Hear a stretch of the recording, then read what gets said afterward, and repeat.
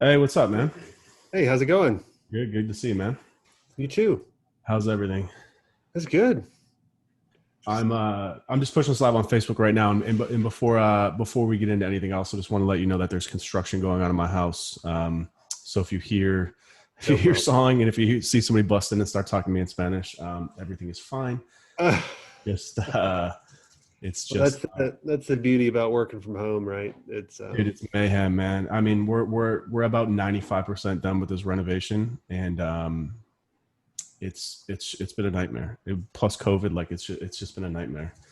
yeah. When we built this house, it was we didn't live in it. Obviously, it was brand new, so it was a lot easier. But as things would break in the house and we'd have contractors coming in and that kind of stuff, it was always a I will never again. distraction. The next house that we get, it's 100% going to be brand new.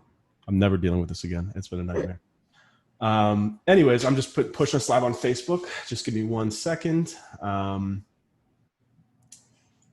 second. And Awesome. just remember, I have a hard stop at I like a got little you. bit before two. Got you. Yeah, I'll wrap us up like 10:05 of. Perfect. Um, all right, Jason. So I really do appreciate you coming. I know you're a busy dude. Why don't we just start off by telling the folks here a little bit about yourself and what you do? Yeah. So, well, thanks for having me on, Jason Swank. I ran an agency for 12 years. We started in '99, and we grew it up to a big agency, and we were lucky enough to sell it. And then, like most accidental agency owners, I didn't know what I was going to do, next, and thought the grass was greener on the other side to go create an iPhone app or hated it. And I was just lucky enough that some of my old competitors at the agents and in the agency land was like, "Hey, how'd you work with LegalZoom? How'd you work with Hitachi? How'd you sell?" And just started putting out free content for them and helping them out. And I was like, "Hey, I could do this." So I've been doing this for the past 6.5 years, and I even own another agency right now with a bunch of guys that we've been growing really, really fast over the past year. We've acquired 9 agencies, and we're on track to be a lot. We're already bigger than the agency was in the past. So So there's a lot that I want to talk about, but I want to kind of go back to your first agency. So you started in '99, and what were you guys doing back then, and how did you guys evolve over time to the point where you guys were eventually acquired? well, I mean, it was accidental. One of my friends looked like Justin Timberlake, so I created a fake band, fake website called In Shit, and it got popular. And then I had a real estate agent go, "Hey, can you design me a website?" I charged him like $500. And then I had another one for like a marina, and like it was just $500 websites. And then I was like, "Well, 1,000." And then maybe 2 years went by, and then we started charging 5,000 or 10,000.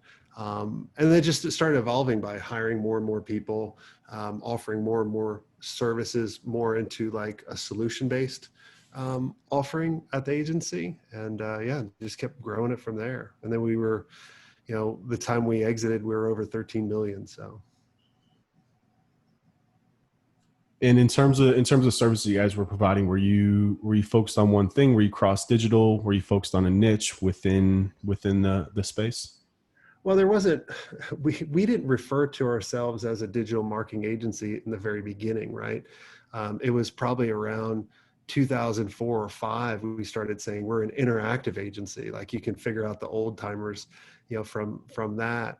And we started designing websites, and then we started building custom applications. Then we started with user experience about like conversion, before it was called conversion rate optimization. We dabbled in SEO, but I don't think we were ever good at that. But we were the best when it came to building applications. Like we were one of the first to build a CMS system, an email Nice. system, e-commerce system, but we were too stupid to figure out, what SaaS was and turn it into a SaaS product. And in terms of the acquisition, how did that? What year did you sell in? 2012. And how did that? People, I don't know if you noticed. I sold an SEO agency a couple years ago, and people always want to ask me how it happened. And I gave kind of the traditional kind of response. How did it come about for you? in terms of being acquired? Yeah. So, I mean, when you get to a certain size, there's people knocking on your door all day long. And most of the time, we're always saying no. But this was a strategic partner that we used back and forth. And we knew what they wanted to do. And we had the same kind of type of culture, and they offered the right amount of check to us. And we're like, yeah, sure, let's do it. And it was just I was at a time, I did it for 12 years.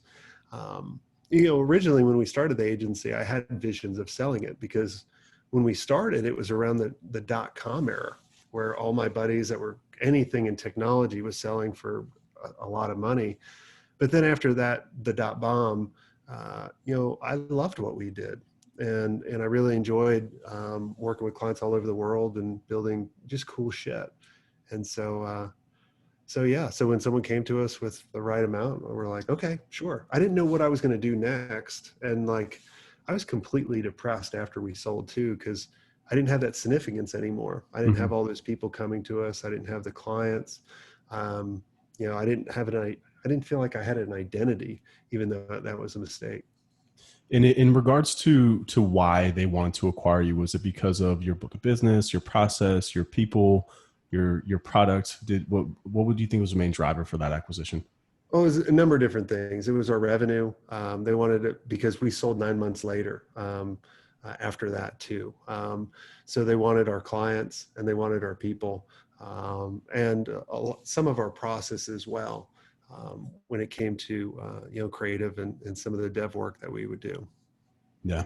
And the agencies, so you mentioned now you have a new agency. I want to talk about that a little bit more in a little bit, but Mhm. you also mentioned that you've acquired 9 agencies. What are you looking for on the other end now, being the actual acquirer? Is it something similar? Talk to me a little bit about that. Yeah. So when I was, a lot of people have the misconception of, when you can build, like, if I can build an agency over $1 million, I'm like, that's kind of like a goal a lot of people have. And I tell them it's the wrong goal. Um, and so when we go in to buy an agency, we look at net profit or EBITDA, earnings before interest, taxes, and amortization, which shows you how efficient and how profitable your actual business is, including your pay. And so that's probably one of the main KPIs that we'll look at, because when we come in and buy an agency, we're only buying agencies that are over 1 million in EBITDA or above. Um, and so, like, going back to the mistake a lot of people make is like, if I can just get over 1 million, then I can get a multiple on that. But they're talking about gross revenue, and that doesn't mean anything. Like, I've talked to $20 million agencies that are that are real excited about everything that they're doing, but then we look at their profit and it's next to nothing. And I'm like, you're really not worth much. So we need to fix these. The next thing that we'll look at is how predictable going forward are you? So we'll look at monthly recurring revenue. We'll look at your average contract term that you're holding on to your clients. We'll look at average expansion revenue. So if you're selling a retainer at 100,000, are you growing that to 200,000 in 6 months? We'll look at your churn rate. Is it under a certain percentage of your clients? We'll look at your churn rate for your employees. So there's a number of different factors. And then obviously we're always looking at culture, because if we're going to acquire someone, the culture has to match up. And are you guys still doing application development and dev, or is your new agency more in the marketing space? All of it. I mean, we've with the 9 acquisitions that we've done so far, we're a full service agency, and we can actually say that, right? It's I always laugh at when people say I'm a full service agency at 10 or 20 people. Yeah. Like, you can't do that anymore. You could back in 2003, because there wasn't Facebook and Google and all these amazing technologies out there. So yeah, we're doing everything. I think at the end of this year, we'll be close to the 8-figure mark in the EBITDA range, and on track to hitting our the $1 billion valuation in the next couple of years. So That's awesome, man. Congrats. And in regards to valuation, I know you've got a lot of information on your website about valuations that people can check out later, but another big question that I get asked is about multiples. Like, where do you stand on multiples? And I'm assuming it's all up based off EBITDA, but how are you calculating the multiples? Does it change from agency to agency? And like, what is kind of the standard multiple that you see in the agency space?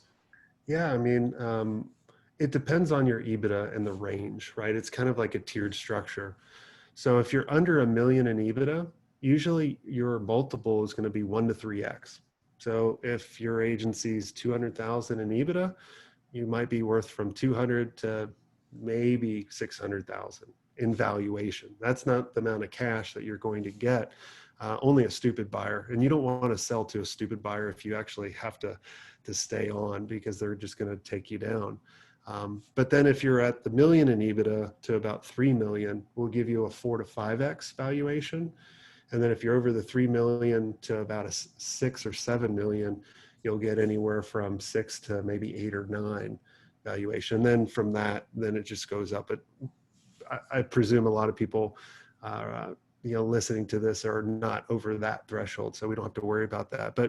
And then the structured deal that, a lot of times when you're going through an acquisition, you should always try to get as much cash up front as you want. Most times people try to, like, hey, we'll just roll you up. I'm like, you didn't sell your company, you just gave it away. Yeah. Or they look, it just doesn't work. So a lot of times we always want to make it work out for other people. So what we'll do is we'll say, all right, so let's say $1 million valuation. All right, you're $1 million EBITDA. So we'll say, all right, you're worth $5 million. So we'll give you $2.5 million in cash, right? So you take some chips off the table. And then the other half, we're going to give you an equity into Republics, the new agency that we're building up. And the whole goal is just to build it up, blow it up, and sell it, right? And so we're telling everybody, like, that 2.5 million will then turn into probably 25 million. We always want a 10x result. And so it just makes it an easy win-win for everybody. But I've seen other people that sometimes they'll do a 60-40 split with cash and equity, or an earn out over time. But I would always tell everybody, be happy with the cash, because there's never any guarantee on the backside. For sure. And now that you're on the other end, being the acquirer, do you still see things the same way? So the deals that you're structuring, do they fall in line with that thought process of being the agency being acquired? I mean, do you have like a standard deal structure, or is it vary from agency to agency? No, the deal structure I just told you, that's exactly the deal structure we do. And then if someone goes to us too, which I've never seen anybody do this. There might be, but if you go to me and we're trying to buy you, Ryan, and you go, well, I feel I'll wait a year because I think I can be bigger. We'll be like, well, Ryan, we'll pay you on the valuation on that. And we won't put a timestamp. Like most people put an earnout, like you have to hit a certain number by this date or you lose it. We'll say, whenever you hit it, we'll pay you that. And then you have our support. So, it always has to win for both parties, and whoever you go with, or if you guys want to have the opportunity to sell, make sure it works out for both parties.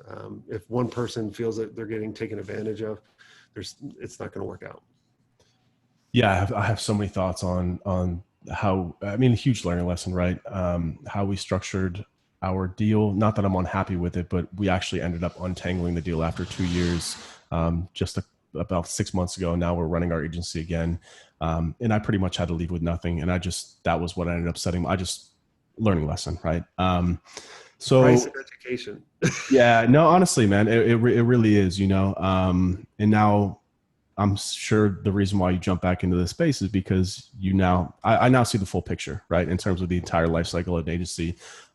So I feel like I'm reinvigorated again, back running an agency. I actually have an operations manager who's taken all that kind of like the things that I didn't like dealing with the second time around. And now, we've kind of repositioned ourselves actually to get away from retainers a little bit more. We're a little bit more focused on almost have a dev agency would in terms of sprints, because we're only doing SEO, nothing else. So we're able to kind of position ourselves a little bit differently, but that's neither here nor there. So I'm still curious about these acquisitions. So when you're going out and looking to acquire an agency, are you looking for a specific capability? So you can call yourself, I don't want to say call yourself full service, but actually build that full service capability. Like you're going out and finding an agency that does SEO very well, or link building very well, or Facebook ads very well. Talk to me a little bit about how you're finding, sourcing, and evaluating these deals to acquire these companies? Well, I mean, there's so many deals out there. It's like it's pretty overwhelming, and like I literally could be chatting with someone 24/7. But we really start with the money criteria on EBITDA, and then from there, it really kind of stems from, looking at, well, yeah, we need to specialize more in email, or this agency is amazing at conversion, or this agency is really good at sales. We even buy SaaS companies too, to be that full, that full solution and that full offering where we can come into a brand and make a really big difference. So there's not really one expertise that we're looking for, because we're just going, if you meet this criteria, you build cool shit, you guys are cool, you have the revenue, you believe in this. All right, come on. I love it. We're actually building something. We have a third company. So we have the Blueprint, which is focused on basically taking SEO consultants and turning them into agencies. Then we have our agency Weber's, that if you just want us to do the SEO for you, we'll handle it. And then we have a third company, which is kind of a hybrid software consulting play. It operates on a platform called Google BigQuery. We're basically building what we call like custom pipelines for companies, where instead of going out and hiring a dev agency to build you like a React app or something for 100 grand, we're basically layering different APIs on top of into BigQuery and building custom outputs in terms of like data studio reports or like Tableau dashboards, et cetera. A lot of SaaS companies, e-com, and then also a lot of agencies as well. So we're really focused on what we're calling internally like productizing our service, both at the agency level and also at the software level, and vertically aligning our companies so that technology is the core of what we offer at our agency, and then also pushing that into the Blueprint members to try and have them come on as like a self-service customers as well. So that's kind of our strategy. But you have a very specific framework for growing agencies, correct? I mean, I know you train a lot of agencies as well. Can you go into that? I believe it's an 8-part framework, correct? Yeah. I mean, most times you think about like it takes us years and years to figure this out, right? We think, well, we want to grow our agency, and so we need to focus on getting more leads and more sales, but it's actually a mistake, right? You have to kind of go back to these foundational systems and get that clarity, right? So when you go back to me creating in-shit website, I really didn't have a specialization. I didn't know who I was targeting. So I kept getting referrals and kept getting business the same type of client or under, because they were never referring the legal Zooms that we wanted, right? And so what I realized was I had to go back and I had to get clarity for where we're going. I had to get that vision of where we're going and what I wanted to do so I can actually scale the agency. So I wasn't the toll booth, right? And I kept having our employees always coming to me for every decision, and that's just not scalable. And so I had to communicate the vision to my team. So it's kind of like, I always use the analogy, like, let's say we're on a boat from New York and we just head out the Atlantic. And I tell my team, anytime the boat changes course, come wake me up. Well, they're waking me up all the damn time.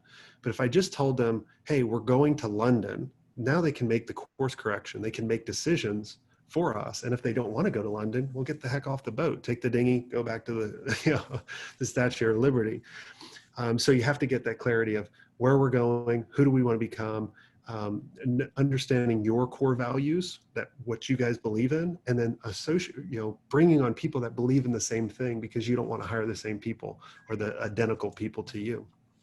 And then the second is about positioning.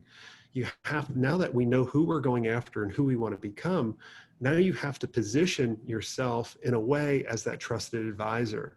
Too many people always talk about their accolades and talk about, especially an agency. That's why there's all these Me Too agencies out there. They talk about their awards that they won. Who cares? Your awards are worthless. I know they make you feel good and make your team recognition, and that's good. The only award that really ever helped us was winning Best Place to Work, which actually got good talent. We actually got work from it. But in most of the time, like design awards or any of those bought awards, completely worthless. And your clients don't care.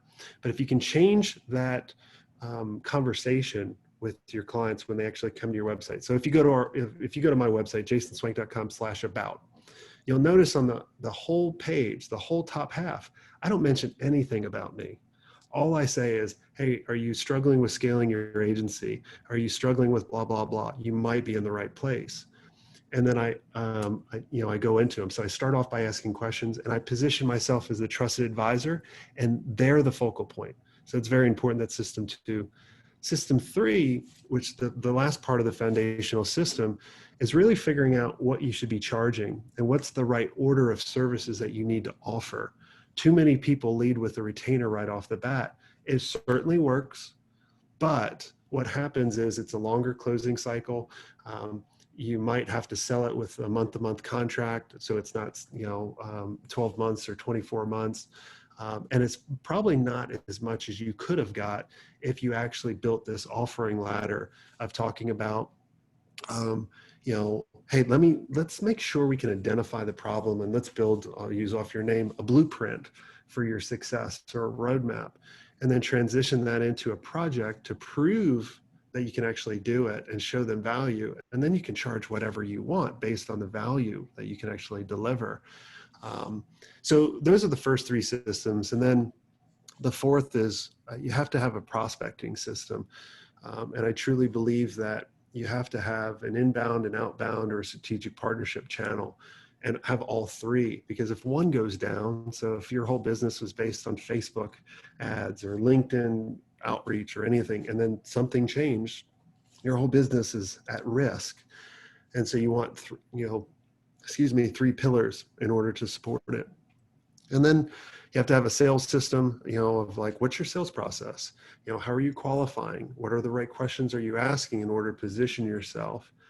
And then a lot of people stop there, right?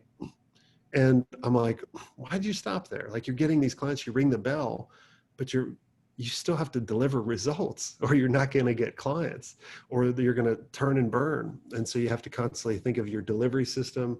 And then the last two are operations and leadership, making sure you actually transition from an owner to a CEO. And there's a couple roles that you need to do when you actually transition, so you can actually scale the agency. Yeah, I love those. Those are all.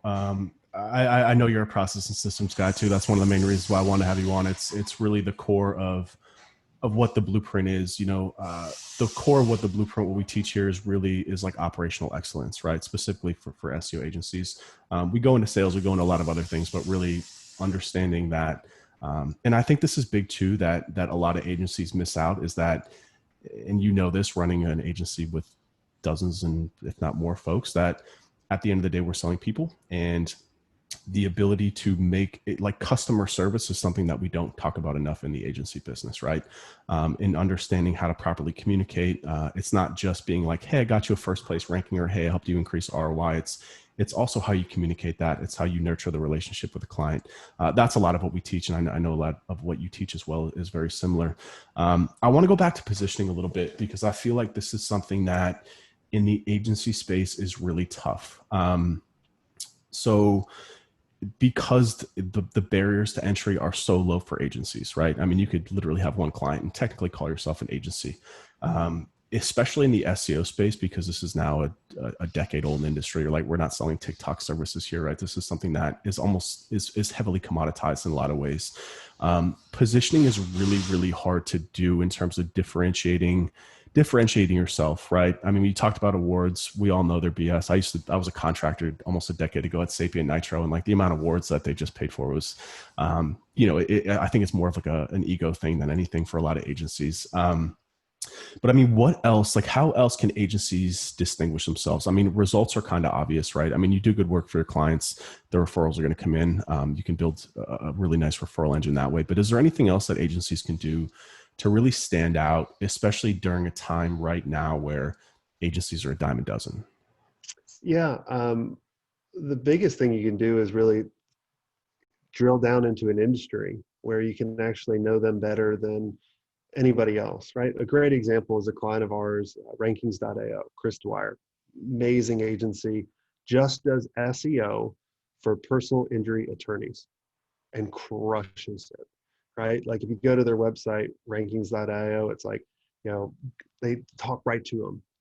Get on the top of the search engines and crush your competition or something like that. I can't remember what he came up with, but he stands out and he delivers amazing results to his clients. But he's also asking questions, right?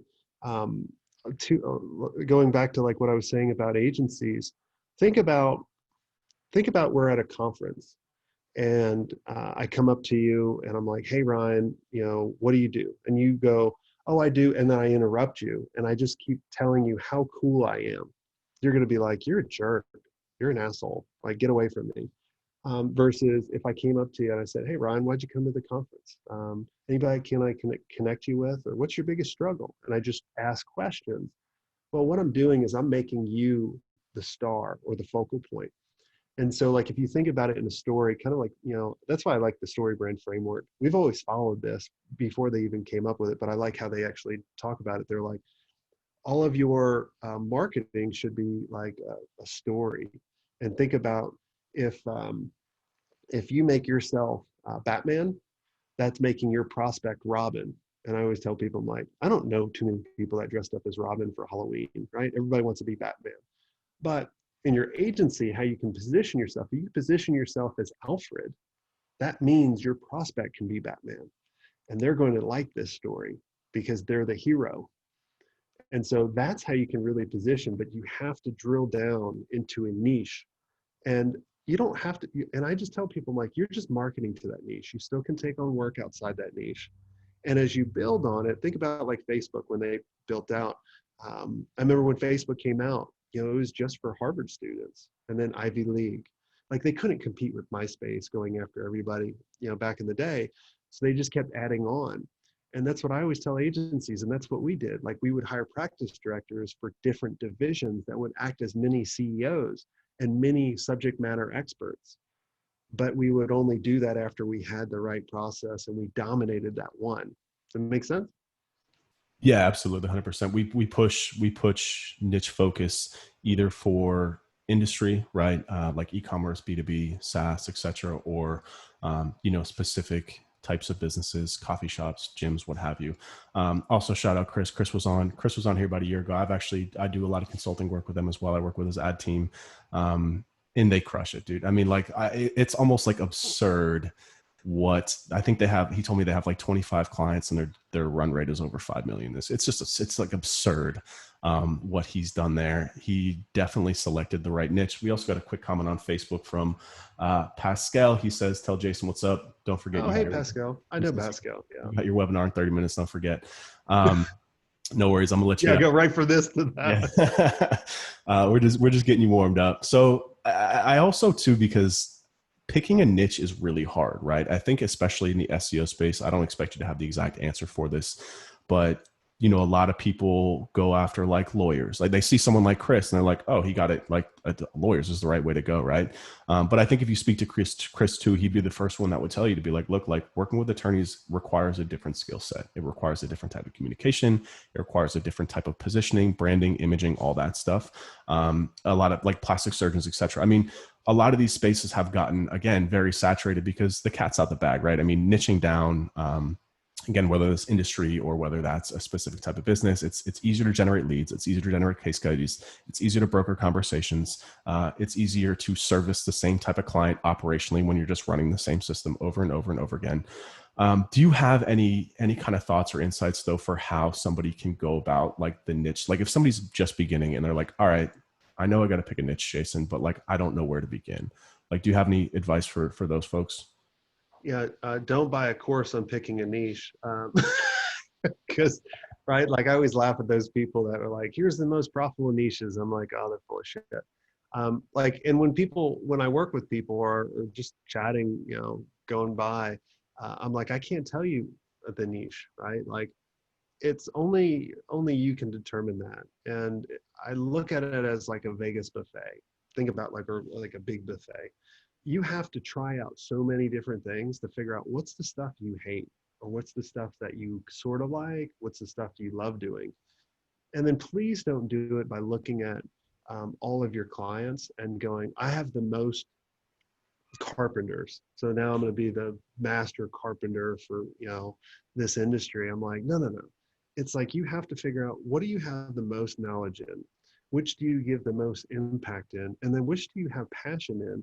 Because when I'm creating content for agencies, it's not work, it's fun, right? Like, because I have passion in it. I'm always thinking about oh, like I'll see something happening down the road, and I'll be like, oh, I can see how I can relate a story from that for agencies, right? It has to be that, because things are going to be, very um, difficult sometimes, and if you don't love it, you're going to stop doing it, or you're going to look for an exit. And so I want everybody to have that freedom to pick and choose to do what they want. So take your time. It's not overnight. I was working with a client, Dimitri, a little while ago, and he thought he wanted to go after attorneys. And I told him, he just drove out in the middle of nowhere, he said, and he goes, I had an epiphany. I need to go do this one niche. And he was so excited about it. And he was like, what do you think? I'm like, dude, I could tell you're excited about it. Go do that. Yeah. Yeah. Niche selection is really hard. People, probably the number one request that we get for new training to add the blueprint is on niche selection. And I have more of a framework to help people pick, but I tell people all the time, like, you don't want me to tell you what niche to be, because there's 2,000 people in here right now. Like, you don't want me to be like, hey, go after this niche. Like, it's not the way it works. I agree. Like, I think there's a certain level of, like, for us, for example, we do not work with attorneys, because as much as I love my attorney, who's helped me out many a times, it doesn't necessarily, I'm covered in tattoos. I've been known to curse online. It's just, we have I don't think our culture necessarily jives with what attorneys, and we haven't really worked well with them in the past. So I agree. It's something that you kind of have to feel out. And, I tell people a lot at the beginning of starting agency too. Sometimes you got to throw the spaghetti at the wall, see what sticks, and find out what you enjoy doing. Right. I mean, I have people in here, we're constantly pushing folks to, level up the size of retainers, increase the value of their service, et cetera. But some people really enjoy working with small businesses, and I'm not going to tell them not to, even though the retainer sizes are small. They just have to understand that it's much more of a numbers game in terms of leads, as opposed to, again, increasing the value. But once you get that system dialed in, it's really the same thing. And I think, probably, I don't want to speak for you, but part of what the end of your framework looks at is what you said, is stepping back and being a CEO, and realizing kind of the math of the business, right? And just which levers you need to pull yourself out of the weeds. So I just got one more question for you. I definitely want to let you get going early so you can prep for your webinar. It sounds like it's going to be a good one. What would you recommend for, again, kind of like the first handful of clients? I feel like the first couple ones are really the hardest ones to get. What do you recommend for young agencies and consultants for building that kind of pipeline of leads? I mean, just call them up. One of the easiest ways, I was in New York speaking to about 850 agencies, and I asked them a question. I said, how many of you have a podcast? And there was like 5 people. I'm like, oh my God. And I'm like, why does everyone here have a podcast? Because you're able to create this amazing content. You're able to reach out to your perfect, ideal client, have them on your show. And if you have a good conversation with them, they're probably going to ask you if it worked. And then you can have a follow-up strategy if they don't. I have clients that close, anywhere from 20 to 50% of the guests that they have on their show, to clients. So if I was starting out, I would do a podcast, invite them on, have a conversation, or just offer services for free to the first couple. See if you're good at it. If you're not good at it, you're going to suck at doing an agency. Like, you should feel that you're one of the best at doing what you do. If you don't, figure that out and then go charge for it after that. I love it, man. And again, I really do want to thank you. I know clearly you got a lot of stuff going on. So you've got an amazing agency training platform, correct? That they can find that at jasonswenk.com. Yep. Is there anything else you want to plug? Where else can people find you at? The best way is just go to the website, check out the podcast, check out all the videos. Like, we have 3,000 pieces of free content out there. We put out 2 podcasts a week, amazing interviews of the smartest. We'll have to get you on there as well. And then we put out so much content on YouTube. So check that out. And then if you like all that, check out the playbook, and you'll see all the other nice resources there. But awesome. You have to first go there first. It is. I've been a long time listener to the podcast. It's great for folks who, again, everyone here is in the agency consulting space. So highly recommend anyone check that out. And again, I've heard, I'm close with Chris. I've heard great things about your training platform as well. So again, I appreciate you coming on, and good luck on your webinar today. I know you'll kill it. Awesome. All right, man. Thanks for having me. All All right, right, take care, guys. Take brother. care. Have a good one. All right, bye. Bye.